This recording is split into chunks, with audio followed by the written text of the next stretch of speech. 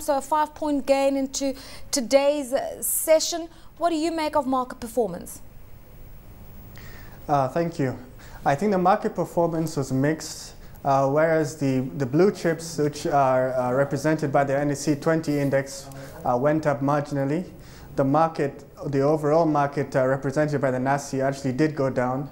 What we saw was good volumes on blue chips like Equity Bank. And a lot of the companies that had corporate actions today didn't see much action. So I'll just accord this to perhaps some foreign buyers in the market, right, mopping up some of these blue chip companies. What do you make of the exchange rate at the moment? A bit of a weaker shilling coming through. Some have said that we could see the shilling breach the 86 shilling mark. What's your view? At this point, it's likely that it might breach the 86 shilling point, especially given the signals given by the central bank. We believe right now that the recent purchases are likely to meet some sort of external debt payment. But at this point, it's sending the wrong signals to the market, and they had to come in today and mop up liquidity just to give stability to the exchange rate. But one thing we've noticed is that there's a correlation between the stock market and the exchange rate, in that when the exchange rate weakens, the stock market also witnesses less foreign participation. Right. Obviously, inflation is a variable, but I want us now to look at Total Kenya's results because it speaks to quite a few systemic problems in the economy at the moment. First quarter results show a 12% drop in pre-tax profits. They've said that they've got issues around the volatility of the international oil price, and there are supply side constraints in Kenya, and generally authorities in Kenya, including the central bank, are very, very worried about the provision of fuel in the economy. Yes, the results from Total were not very impressive.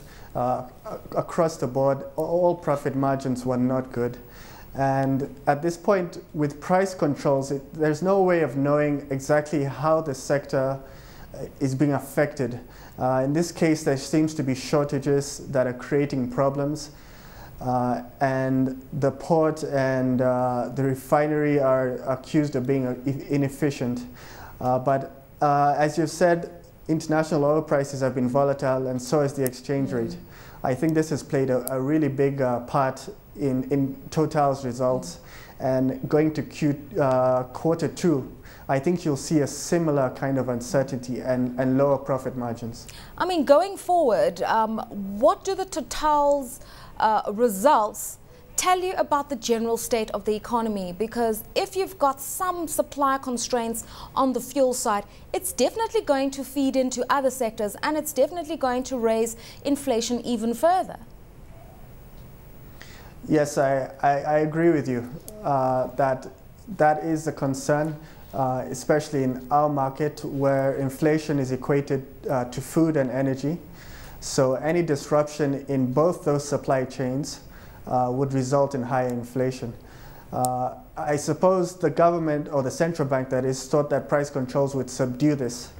But I think they need to look at the infrastructure and look at a way of making things easier so that these supply issues can be solved. All right, let's talk about the good news. The gainers today, Kenyan touching a high, gaining over 2.27%, and also Rio Vipinga, if you can just comment on that one. It's been doing very well consistently over the last few days, and I know that they say that in terms of liquidity and supply of stock, it's not a very, very big counter, but it's been doing really well. Well, it has. At this point, there would be no real fundamental reason. We suspect there might just be a buyer who's willing to push the price up a certain margin. I suppose they have reporting due for 6 months because their year end is in September. So there might be some speculation on their results. But I'm not very optimistic about their results. In terms of Kenyan, I really don't know where the share price is going. At this point, I would tell people to look at the fundamentals of the company and see whether you can take some profit.